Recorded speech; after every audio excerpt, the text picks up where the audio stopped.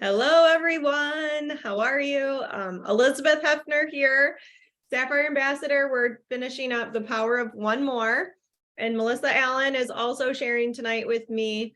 And I want to start with chapter 19, the last part of the book, so that we can end on chapter 18, which is The Power of One More Prayer, right? And so we can end on prayer, the power of prayer instead. So I really, this chapter, I'm sure, can be very triggering for a lot of people.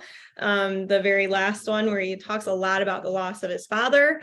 And I know that, I've been through that. Other people on this call have been through that, or just have other close family members or friends, and just going through big grief periods can be really tough. It's something that we just definitely have to work through. And so that's why we're going to end on prayer too. But I like how he starts the chapter. He talks that, people can change.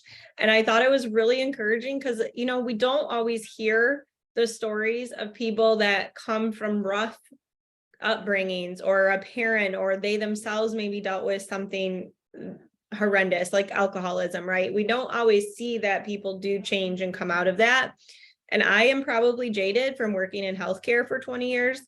Of seeing a lot of people not making changes. Like, I think we saw that over and over and over again, of people not changing their lifestyle or not changing their habits in order to have a different outcome in their life. And so, that's kind of burned into me. And so this was so nice to hear this uplifting story about how his dad struggled with alcoholism and got out of that, and then used his experience to encourage and help other people, like keeping track of people's sobriety dates and encouraging them and calling them and saying, good job, and just do one more day, one at a time. And it was just really touching. And I think too, we're just really learning to make the most of every day, that our days are numbered. And, when we realize that, and not in a dooming way, but realize that what we do each day does matter, then I think the sooner we're going to make a bigger impact on those around us, our family, our children, our spouse, our teammates with Plexus. And honestly, just the gravity of what we have in front of us with Plexus, with our products and our opportunity, that, like, if you're having a terrible, terrible day, but you think, okay, what about if I don't do this? Like, what happens if I don't continue with this business? What does that look like? I can't imagine. I just had posted, and Jackie commented, I'm like, Jackie, I don't know where you would be if you hadn't found these products. Like, not only was she on several medications and having so many health issues that we didn't know about. I didn't know that. I had no idea from her post that she was struggling like she was. And then she ended up having a major shoulder surgery and not able to work. So if we didn't have these products and have this opportunity, where would Jackie and her family be? And that's really humbling. That's super humbling for me, and honoring that I can think about that and just be grateful that I talked to her and that I tried to help her. Like, I'm getting, that tears me up itself. Can you guys hold on one second? What do you need? Hug. You may not interrupt. Please get out. Okay. And then Melissa's another one that I always think of, because she's more than 10 years younger than me, and she's been on the products now for a while, but she was passing out at work and going home and napping before she ever had kids. Like, how do you live like that when you're in your 20s? There's a girl at the gym, and she's like 21, 22, and she's complaining about how sore she is. And we're like, shut up. Like, we're old enough to be your mother. Like, and we're doing it. You can do this too, And that's how 22-year-olds should be, not passing out at work, not going home and napping, and barely able to get through their day and their time. And so I just am grateful that I was able to help change the trajectory of not only these two, but of all the people they've impacted, and that we can continue to impact. So it's very, very humbling. And then things are happening for us, not to us. So it's kind of that failing forward, learning as we grow, earning as we learning as we earn, however you want to say that. Like, there are always going to be things in life. And it's really that response that we have to it. Like, here's Sam coming in. Like, it's super annoying to me. He's literally watching me talk. And I very easily could have just been very angry, but I took 2 seconds? What do you need? You know, like, hey, what do you need, son? Okay, now you may leave. And so that's the like, how do I want to react to this situation? It's really nice when I have people watching me, because then I'm definitely going to be more kind than if I'm alone and he's interrupting, right? But that's even a good reminder. How do we act when people are watching us, you know? And then just really that idea that every day is a new day. And there are days that it's not going to be rainbows and sunshine. There's going to be hard days. And we have 2 choices. We can do one more message. We can do one more video, because in the big scheme of things, it's not about us and our bad day, but it's that one message to the Melissas and the Jackies to say, hey, this might help you. And right now, helping people with their finances is a huge, huge responsibility that we can carry, right? And when we can focus on somebody else versus how we're feeling and what we're dealing with, then we can be even more grateful for the opportunity that we have in front of us. So I really like that. And he talks about how his father found purpose, found redemption.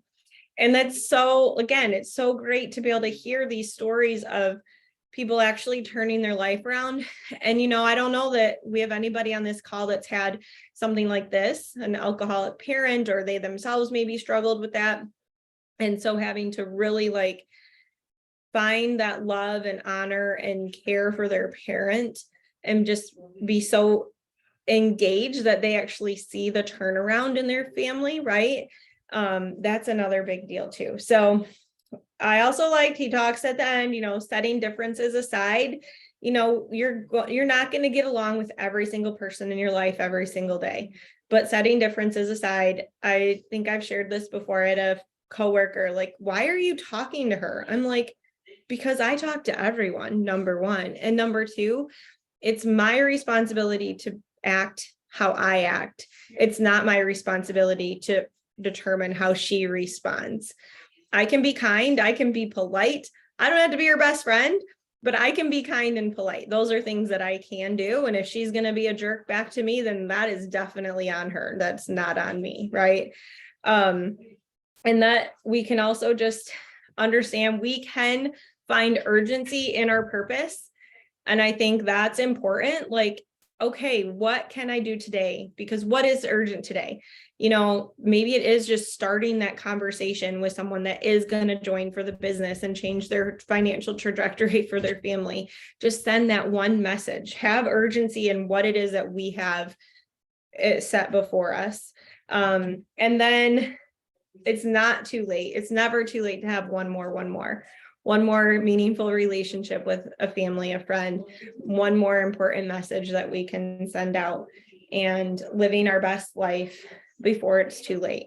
I think sometimes we can get, I mean, this would have been my fallback, getting so overwhelmed in the day to day that I wasn't always enjoying everything in front of me. You know, like when my kids were little, it was, okay, is the house clean, or is the laundry done? Is the meal prepped? Is everything picked up?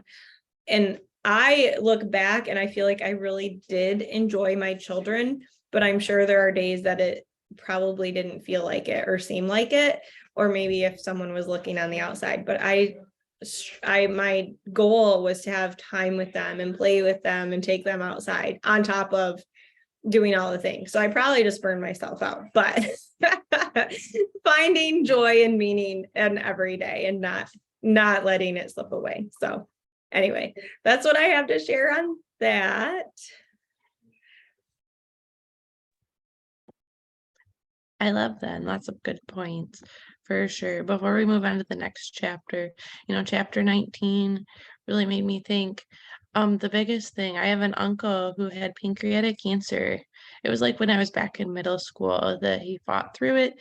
They ended up doing surgery and like opened him up, and they said they would have never like opened him up and even done surgery had they known how bad it was. But they went in, took things out, ended up with chemo. He ended up with like years of chemo, went through it. He was with one of the doctors that was probably over prescribing it. And I remember, years later texting him like, "Happy birthday. I hope you have a special day." And he texted me back like, "Well, every day is a special day. Thank you." And so it just kind of gave me the perspective, like we do have the choice of one more, and every day we have one more chance to, do our best to make the best difference, to have an impact on people, and, be positive and enjoy the moments around us as much as possible, because really, you never know what life will bring. We just had a friend that her mom was at a stoplight with another friend on a trip, and they got rear-ended, and the mom ended up with some major issues and just passed away. And just out of the blue, you just never know what life has to share for us. And not that every example is so dramatic and so, awful, but just one more day of feeling crummy, one more day of struggling with finances for people is enough. And, one more message that we send can just make that much difference in their lives, potentially. But anyways, on a brighter note, thankfully, we also have prayer. And so chapter 18 is one more prayer. And it's definitely, more of an uplifting chapter, which was nice. And I liked how they talked about how faith is universal, that, religion is really important, but that's not necessarily all that faith is. It's having trust and loyalty to people, things you have to do, all the, to-do list that we have, and just being faithful, having hope and inspiration in our lives, you know, and cultivating the good in us, creating us to have more and giving us power to do more and create more in our lives, and sharing with others and helping them create more, seeing the positivity. On page 225, it talks about consciously and subconsciously you pray more than you realize. Even desires are the form of prayer. Are you praying often enough? Is a prayer a regular part of your daily activities? Do you not only pray when you need your God's help? How often do you give intentional thought to what you pray about? Are you practicing gratitude when you pray and your prayers are answered? And I found this just helpful in so many ways, not only in our personal lives, our family lives, and what we have, because prayer kind of affects everything. But it made me think, like, are we also praying for those that we want to impact, for our team? you know, it's easy just to ask for help when times are hard, when we're having periods of grief, when, you're trying to reach for goals, but are you also having the gratitude and just asking for blessing over those around you, even when times aren't necessarily tough? And just, when you pray, not always having the focus on you, because that then, shifts to what you can do. And, same in the business. It's not about us. It's not about, having our income necessarily go up, but which always is a benefit, but it's about creating the impact and helping those around us. Because if Elizabeth, was in it for her and never reached out to me or Jackie or any of the other people, like, where would we still be? How would we be feeling? I can't even imagine, nor want to, what life might look like. So it's always, good motivation. And it also makes me think of, like, not only with prayer, like we talk all about mindset, I guess, and like thinking about your thinking and reflecting back and journaling, same with your prayers as you spend that time with God and spend that time, you know, asking or having gratitude, like also thinking about what you're praying and reflecting back on that. So that way you can, have the most benefit, because it affects our lives in so many ways, and creating that. Later in the chapter, it talks about suspending the necessity of needing to know everything before you act. Too, we never know what God's plans are for us. They can change in an instant. Who knew that we would all be together? And some of us didn't even want to do network marketing. I couldn't even talk to people hardly, and here I am. I'm like, sure, I'll do the business. Sign me up. That looks like fun. And who knows, And same for, as we have people that start sharing, you don't need all the answers. You don't necessarily need to know all the prayers and the things that will come, but also you don't need to know all about the products. You don't need to know all about the business. You can just learn as you go, learn as you earn, use your resources and just asking God for the guidance and the wisdom, using our upline and amazing support network to get us through that, because thankfully God's provided that for us too. And just as what I kind of took out of it, as you go and as you kind of learn and struggle through it, asking God for his guidance, not necessarily, taking it upon yourself, but giving it up to him too, because that's where you can create that hope and faith and more of the excitement versus the burden of it all that it can sometimes feel. One of the other takeaways I like, and then we'll finish up so we can talk about it. But I also liked how he talked about how you're always making people feel something, that you have a certain energy and it always says something about you. When someone walks in the room, you kind of get a vibe, whether they're, excited or they're just, very flat or angry or whatever it is. You've always had that person. When my husband walks in the room and he's mad, he doesn't have to say anything. You can feel that energy. Same thing when someone's really excited, you can feel that, but you can choose how you show up too. And remembering that, not only in what thoughts you have, what prayers you have, choosing how you, walk into the room, creating positivity and energy instead of, choosing something else can make a difference, between whether it's when you're reaching out to people and trying to have that positive energy, listening to fun music before you do your reach outs, when you go to events, pumping yourself up before you go instead of dreading like, oh, am I going to know what words to say to people? It makes a difference. And when you don't necessarily feeling that way, like praying over it too, and just giving that up and asking for that help, can make a huge difference too. And just making sure I didn't miss anything in what I had. There was lots of good things, but prayer, I liked how he said it's also endless, something that we can do continuously throughout our day, our desires, even our things we can pray about, and our constant prayers that we send to him, and just all of the things. I love that. And I really like how he talks about praying every day, and with intention, like you're saying, like praying with intention and not just like, oh, I really wanted those leggings. Send me 3 people or whatever, in our business. But also, when we were saying in chapter 19, how there's gonna be hard days, there's gonna be horrible things, there's going to be loss. But how are we responding to that is what matters. And how can we pray through that? It reminds me of Romans 8:28, where it says that God causes everything to everything works out in the end. Sorry, didn't pull up right. Romans 8:28 tells us that God works all things together for those who love him and all that are according to his purpose. And I think that we're here because we feel a calling on our life to help others and help them have lasting change. I mean, that's why we became therapists, right? That's why we see so much beauty in Plexus, is because we see that we can help people and help them have, great changes in their life. And so we have to just remember that how Chris was talking on Monday Night Call, like our timing is not unnecessarily God's timing. Like it is coming, Diamond is coming, the next rank is coming, and the time has already been decided by him, and it's going to be the people that he wants us on our team and to move forward with. So that was really cool.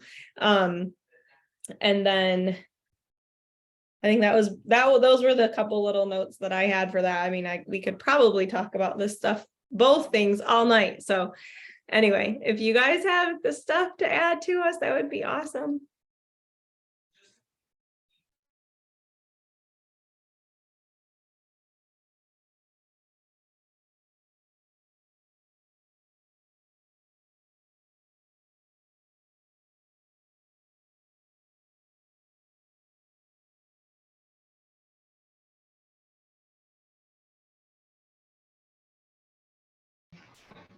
Okay, I'll talk. So there's been a lot lately in the world and in our lives and all those things. I mean, if it hasn't been a lot right now for you, I am so happy for you, but man, it has been a lot. And these chapters are really good reminders for us to pray, to lean into faith, whatever that faith looks like for you. And one more, I loved, a lot of things have been a reminder that, you know, um, there is a start and an end point, right? And we can't control what that start and end point are, but we can have some control in what we choose to do on a day-to-day basis, right? So I like how he said, today work on not quitting one more day, how often do we sometimes want to just throw in the towel on so doggone many things and just say phooey on it all, right? So being able to do that, or being able to say one more day, it really allows us to switch from a lot of that victim mindset, about not what's happening to us, but what we're doing. So it's definitely a big switch on that, which I think a lot of us, if we hang in there and we keep doing one more, and keep going and pray as we do it, we're all going to make it, right? Just looks a little different for all of us in the pathway. So I really like these two chapters. And yes, the last one had me crying. So,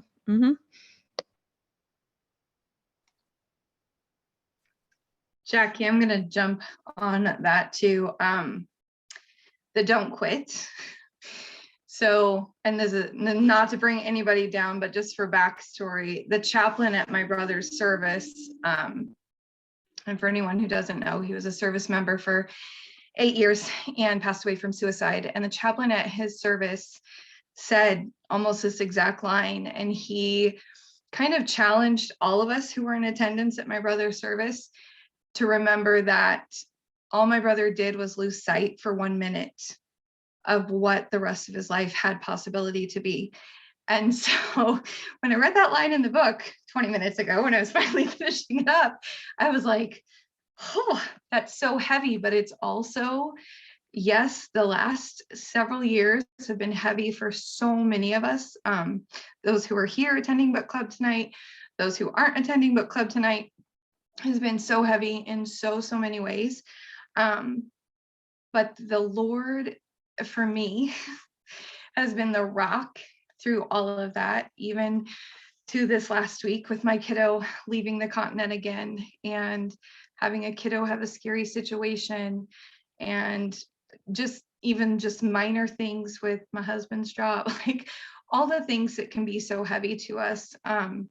Realizing, and like you were saying, whatever that faith is for you, as small as it could be, remembering that you are loved, that there is always someone who would miss you, was something that he also said. And just having that. And then prayer, what I loved about this chapter is that since my kitchen window in Germany faced outside a window, since then, back in 2001, I have always prayed while doing the dishes. I look out the window and I let God just tell me who needs prayer.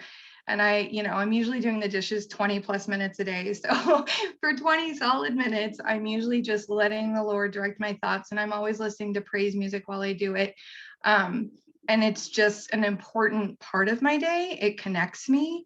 And the tactileness of doing the dishes, I think it's just part of it for me. But over the last few years, I have definitely added my team and my team members to that time of prayer for sure. And those who aren't yet my team or team members, praying that the Lord would open the doorways to those I would be messaging. And so I did appreciate both these chapters. I wish he'd reversed them in the book so we could end on the prayer part, but either way, I just think it's important to know, and I would want for all of you to know, that you are loved, that you matter, and that God's timing is perfect in all things. So just wanted to share that.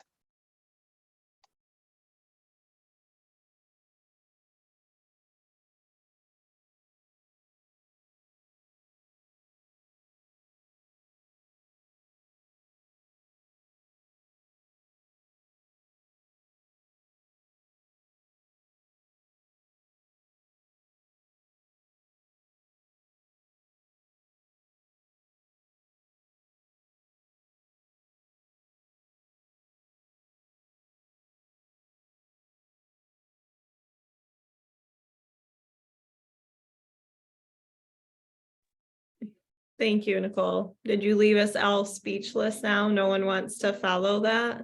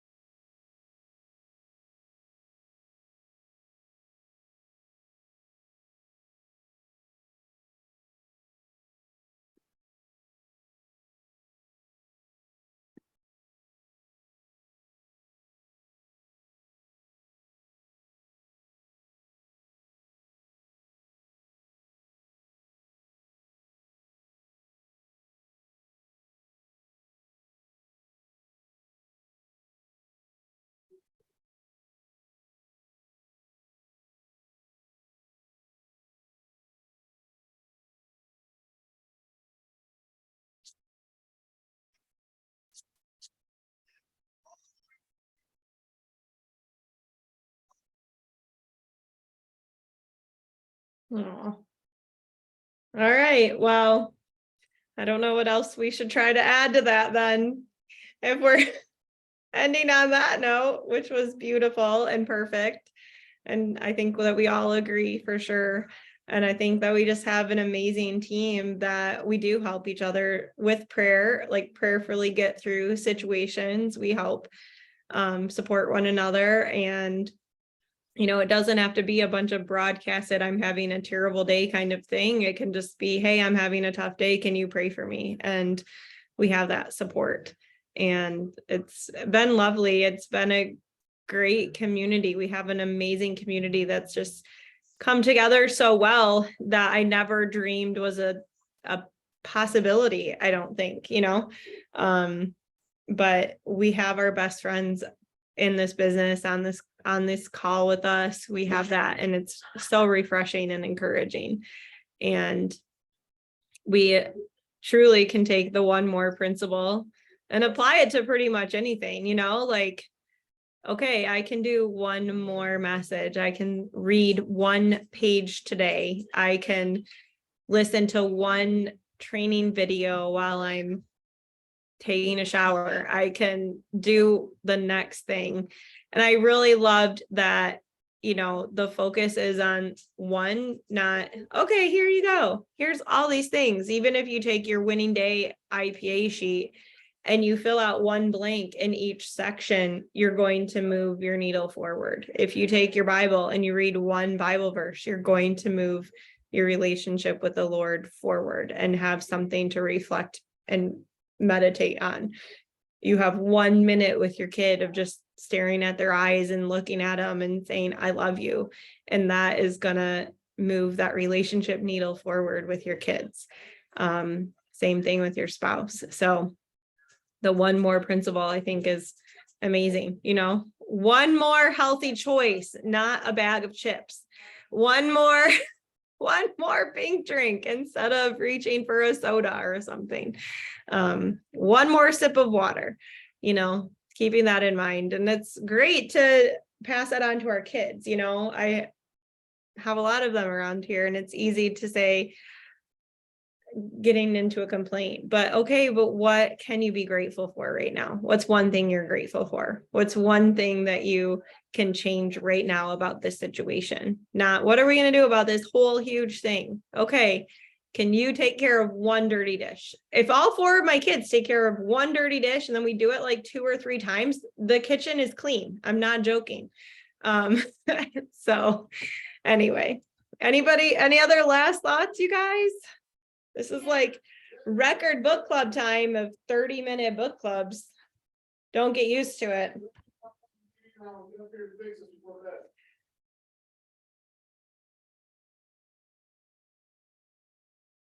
All right. I'm going to end the recording. Thanks for getting on, you guys.